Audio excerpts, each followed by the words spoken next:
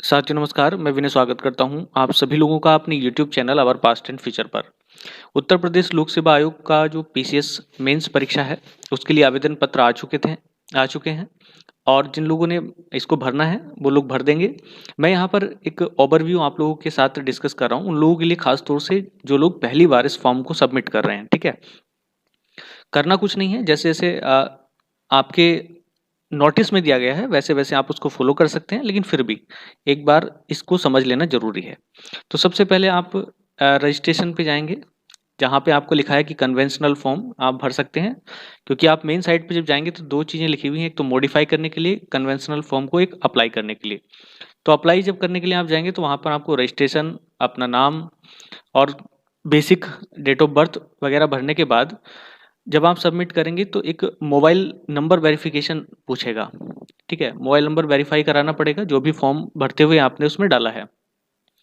तो खास तौर से जो लोग भी अभी अपनी परीक्षाओं में अपना मोबाइल नंबर एंटर कर रहे हैं, तो वो ध्यान रखें कि मेंस के फॉर्म भरते समय इसको वेरीफाई, हालाँकि आप दूसरी चीज़ से भी कर सकते हैं, ईमेल से भी, लेकिन मोबाइल नंबर अगर आपके पास है तो ईज़िली काम हो जाता है।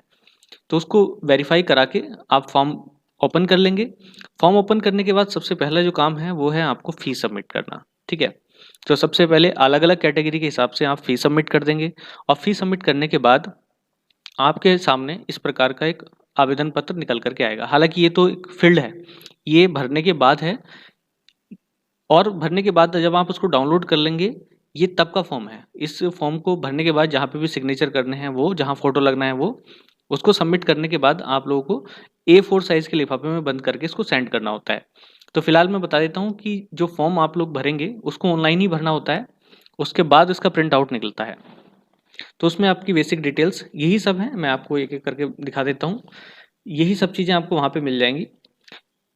अभ्यर्थी सभी स्तंभ सही-सही भरने के बाद घोषणा पत्र के नीचे और प्रत्येक प्रश्न पर निर्धारित स्थान पर अपना हस्ताक्षर अवश्य करें। तो सबसे इम्पोर्टेंट बात जो आपको रखनी है, वैसे तो सारी चीज़ें आपकी ऑनलाइन फॉर्म भरते हुए ही हो जाएँगी, लेकिन जब आपका ये डाउनलोड आप करेंगे तो उसके बाद आपको फ़ोटो यहाँ पे लगा करके, यहाँ लिखा हुआ है और यहाँ लिखा है कि स्वप्रमाणित फ़ोटो, यानी कि उस पे सिग्नेचर और डेट डाल करके आपको भेजना है, ठीक है? हस्ताक्षर कहीं नहीं छोड़ने हैं, क्योंकि हस्ताक्षर के में स्पेशली होता है कि आवेदन निरस्त कर दिया जाएगा। तो इसलिए आप जब भी फॉर्म सबमिट करें तो वहाँ पर ये ज़रूर देख लें कि कहाँ-कहाँ सिग्नेचर होने हैं। इसलिए मैं आपके सामने ये फॉर्म लेकर के आया हूँ। आप इसको देख सकते हैं, ये मेरा फॉर्म है फिलहाल। मैं आज ही सबमिट कर दूँगा, आज नहीं तो कल। अभी तो मैं आज वीडियो बनाने के लिए इसके लिए रुका हुआ था, ठीक है? तो ये कन्वेंशनल फॉर्म है जो आपको लेना होता है। 2 ही चीज़ें आप फाइनल सबमिट करने के बाद डाउनलोड करेंगे, एक तो कन्वेंशनल फॉर्म और एक एड्रेस स्लिप, जो कि अपने आप जनरेट होगी। दूसरा, शैक्षिक अर्हता। ऑनलाइन आवेदन करते समय जितने भी आपने दावे किए थे, मैं आपने बताया था कि मैं ग्रेजुएट लेवल पे ले रहे हैं, पोस्ट ग्रेजुएट लेवल पे, या फिर कोई स्पेशल योग्यता, कुछ स्पेशल योग्यता वाली पोस्ट भी हैं, तो जितनी भी हैं सबकी प्रमाण पत्रों की और अंक तालिकाओं की स्वप्रमाणित प्रतियां, यानी कि सब पे सिग्नेचर करके आपको संलग्न करना अनिवार्य है, ठीक है? वरना आपका अभ्यर्थन आयोग द्वारा निरस्त कर दिया जाएगा।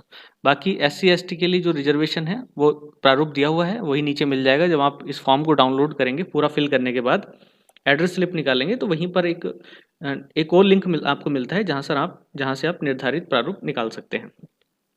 तो आपको शुरुआत में वही चीज़ें, रजिस्ट्रेशन नंबर, रोल नंबर, नाम वगैरह ये सब अंकित करना पड़ता है। यहाँ पे कुछ चीज़ें एक्स्ट्रा जानकारी देनी पड़ती है, जैसे फादर के बारे में, आप उनके फादर का डेट ऑफ प्लेस और काम क्या करते हैं और आपकी एनुअल इनकम कितनी है, ठीक है? ये सब चीज़ नीचे भी आएँगी, ऐसे मदर का भी है, डेट ऑफ प्लेस पूछेगा। तो ये जो फॉर्म में आप लोग नॉर्मल सी चीज़ें भर रहे हैं, इसको लेकर के कोई इश्यू नहीं है, लेकिन आपको अपने से संबंधित सारी जानकारी बिल्कुल एग्ज़ैक्ट और जैसी भी डॉक्यूमेंट्स में है, वैसी ही भरनी है, ठीक है?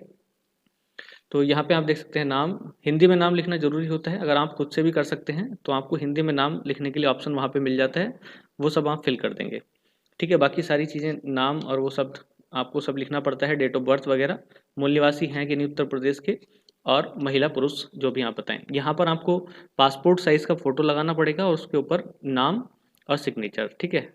जैसे ऐसे करके, और जैसे आज की क्या तारीख है, 16/8/2022, इस तरीके से आप उस पर सिग्नेचर कर देंगे और ये कंप्लीट हो जाएगा। और नीचे चलें, अभ्यर्थी के पिता का जन्म स्थान, वही जो मैं बात कर रहा था, और पिता की राष्ट्रीयता, और जो भी आप जिस आधार पे भी भर रहे हैं, महिला हैं तो फिर पिता के रेफरेंस से या फिर पति के रेफरेंस से इस तरीके से हो सकती हैं। सिटीजनशिप ऑफ इंडिया, और यहाँ पर जैसे है कि कोई भी स्थान, जो भी प्लेस हो वहाँ पर हाँ या ना का जरूर जिक्र करना है। क्या अभ्यर्थी या अभ्यर्थी के पिता पत्नी अधिवास से भारतीय नागरिक हैं? यदि नहीं तो पूरा विवरण दें और आवश्यक प्रमाण पत्र भी संलग्न करें। तो अगर नहीं है तो नहीं और हाँ है तो हाँ, यहाँ पे लिख दीजिएगा। कॉलम खाली नहीं छोड़ना।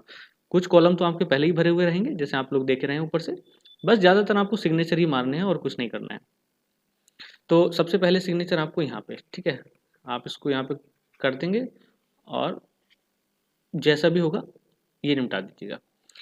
अभ्यर्थी विवाहित है कि नहीं है, तो आप लोग देख सकते हैं मेरी काफ़ी सारी डिटेल्स आपको यहाँ पे पता चल जाएंगी। और आप किस श्रेणी से आवेदन कर रहे हैं, सामान्य, वो यहाँ पे फिल हो जाएंगे। पत्र व्यवहार का पता और स्थायी पता अगर एक है तो एक ही भर दीजिएगा, और नहीं तो आप उसको चेंज करके भी कर सकते हैं, ठीक है। डिस्ट्रिक्ट बिजनौर, उत्तर प्रदेश। कोशिश करें कि पत्र व्यवहार का पूरा ही पता भरें, उससे थोड़ी सी आसानी हो जाती है कई बार जब प्रॉब्लम हो तब। स्वतंत्रता सेनानी है, नहीं है। समाज के दिव्यांग हैं, ये सब जानकारी आपको भरनी पड़ेगी, नहीं है। भूतपूर्व सैनिक नहीं है, महिलाएं नहीं है, ईडब्ल्यूएस नहीं है, ठीक है। तो आप लोग देख सकते हैं। और उसके बाद आपको भरनी पड़ती है, बेसिक डिटेल भरने के बाद आपकी शैक्षिक योग्यता। तो जितनी भी आपकी शैक्षिक योग्यताएं हैं वो सब आपको भरनी पड़ेंगी। तो यूपी बोर्ड से बोर्ड का नाम लिखना पड़ेगा। बोर्ड का नाम ऐसे भर दीजिएगा, श्रेणी फर्स्ट 2017, 441 मार्क्स 600 में से ये भरने पड़ते हैं। परसेंटेज अपने आप आ जाएगा। और फिर आपको यहाँ पे सब्जेक्ट, जब आप लिखेंगे कि यहाँ पे मार्क्स हैं तो फिर वो पूछेगा कि कितने सब्जेक्ट हैं, तो सब्जेक्ट की संख्या आप भरेंगे 6। तो जैसे ही 6 भरेंगे तो उसके बाद आपके नीचे ऑप्शन खुल जाएंगे, तो ये आपको उसी क्रम में हिंदी इंग्लिश जैसी मार्कशीट हो उस हिसाब से आप नीचे तक भर दीजिएगा। उसके आगे टोटल होता है, कितने में से आ रहे हैं वो सब भर दीजिएगा। प्रमाण पत्र की संख्या लगा दीजिएगा, सनद की। इंटरमीडिएट में आप यहीं ऐसे ही सेम चीज़ें, प्राप्तांक, पूर्णांक और प्रतिशत, ये विषय यहाँ पे लिख दीजिएगा। ऐसी स्नातक में MJPRU रोहिलखंड से 2012 में 826, 1300 में से इतना। और ये इंडस्ट्रियल केमिस्ट्री एक्चुअल में मेरे पास थी, तो मैं यहाँ पे ये सब चीज़ें भर दी। देखो, अगर आप पीजी का लगाना चाहते हैं तो लगा सकते हैं, यहाँ पर ऐसा कुछ नहीं है। यहाँ पर इसके बाद आपको 2 ऑप्शन और मिलेंगे, एक पीजी का और अदर योग्यताएं, ठीक है। तो ज़्यादा भरने की आवश्यकता नहीं है एक्चुअल में। इस बार इसलिए भी मैंने ज़्यादा नहीं भरा क्योंकि मुझे खुद कंफर्म नहीं है कि इस बार मैं कर पाऊंगा कि नहीं कर पाऊंगा। PCS मेंस में पहली बार ही लिख रहा हूँ, हालांकि क्वालिफाई पिछली बार भी हुआ था, लेकिन पिछली बार फॉर्म ही नहीं भरा था। तो यहाँ पर आप चाहें तो पीजी की डिटेल भी दे सकते हैं आगे, और अदर डिटेल्स अगर आपके पास है कंप्यूटर से जुड़ी हुई या किसी अन्य चीज़ की, तो वो भी आप यहाँ पे देख सकते हैं। क्या आप कुशल खिलाड़ी हैं, तो आगे ऑप्शन नहीं। ऑनलाइन फॉर्म भरने में ये तो फायदा है कि आपको कोई भी कॉलम छूटेगा नहीं। ऑफलाइन में दिक्कत हो सकती है, तो इसलिए ऑफलाइन का आपको ध्यान रखना है। तो एक सिग्नेचर अभी पीछे आए थे, एक फोटो पे और एक नीचे, ठीक है, 2 फोटो। इसमें फिर आपकी हर पेज पे यहाँ पे सिग्नेचर कर देंगे, जहाँ जहाँ भी है, चाहे आपने कुछ किया है नहीं किया है, सिग्नेचर जरूर कर दें। ये कुछ योग्यताएं हैं जिसके लिए आपको भरना था। विधि स्नातक हम नहीं थे, नहीं भरा, इसके लिए हम एलिजिबल नहीं हैं। कृषि स्नातक नहीं है, ठीक है। वाणिज्य स्नातक नहीं है, अर्थशास्त्र स्नातक नहीं है। एक विषय के रूप में भौतिकिया, ये नहीं है क्योंकि केमिस्ट्री के स्टूडेंट हैं। कार्बनिक रसायन MSc2, 3 साल का रासायनिक परीक्षण अनुभव, एक्सपीरियंस अलग से मांग रहे हैं, तो इसलिए कोई भरने का कोई औचित्य बनता नहीं है, ठीक है। बाद में प्रॉब्लम हो जाए क्योंकि इन प्रकार के आधारों का कुछ पता नहीं होता, तो बेहतर है कि आप अपने ही उसमें रहिएगा, कोई दिक्कत नहीं। तो इसलिए मैंने सबको नो कर दिया है, आप लोग देख सकते हैं। उसके बाद क्या आप लोग लोक सेवा आयोग से कभी डिबार हुए हैं, तो नहीं, जैसा भी आप लिखा हो।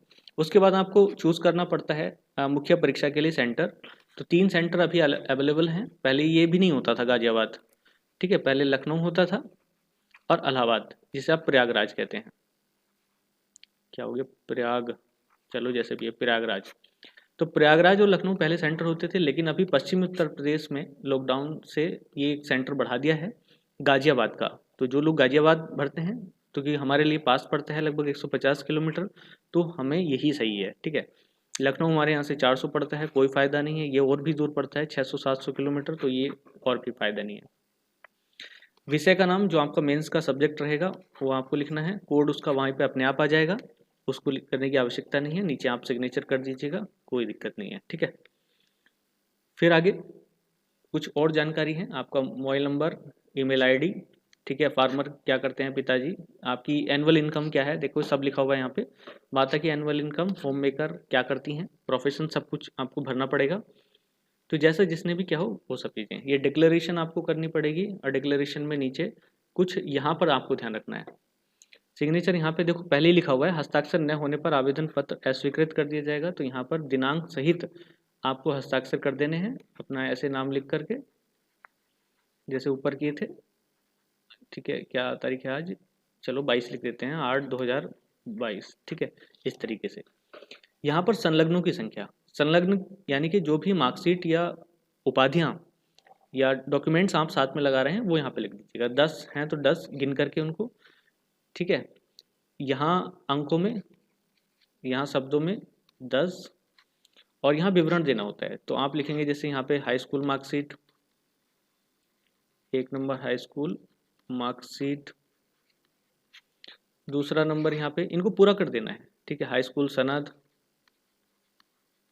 इस तरीके से डॉट डॉट नीचे कर सकेंगे। नीचे जैसे आप 3 साल की मार्कशीट है ग्रेजुएशन की, तो आप लिख सकते हैं ग्रेजुएशन मार्कशीट्स 3, ठीक है, इस तरीके से बस बताना होता है कि आपको ये कंप्लीट करना नहीं, और यहाँ पे दिनांक डाल देनी है, जो भी आपकी तारीख हो 16/8/2022, ठीक है, वो आप चेप दीजिएगा, काम खत्म। तो ये सारी चीज़ें हैं आपको करनी है, ठीक है। तो ये जब आप सब कुछ फिल कर देंगे तो यही जो भरा भराया फॉर्म है आपका डाउनलोड होकर के आएगा। तो आपको क्या करना है, एक तो ये आपका कन्वेंशनल फॉर्म प्लस यहाँ पर एक आप लेंगे A4 साइज का लिफाफा एनवलप, प्लस आपको चाहिए एड्रेस स्लिप जो आपने निकलवा ली होगी, ठीक है, तो उस पर पूरा एड्रेस छपा हुआ होता है। तो करेंगे क्या, उस A4 साइज के लिफाफे में इसको कन्वेंशनल फॉर्म प्लस आपके डॉक्यूमेंट्स जो भी आप लगा रहे हैं वो इसमें अंदर डाल दीजिएगा, उसको पेस्ट करके इसके ऊपर आप एड्रेस स्लिप लगा दीजिएगा, ठीक है, और इसको पोस्ट कर दीजिएगा।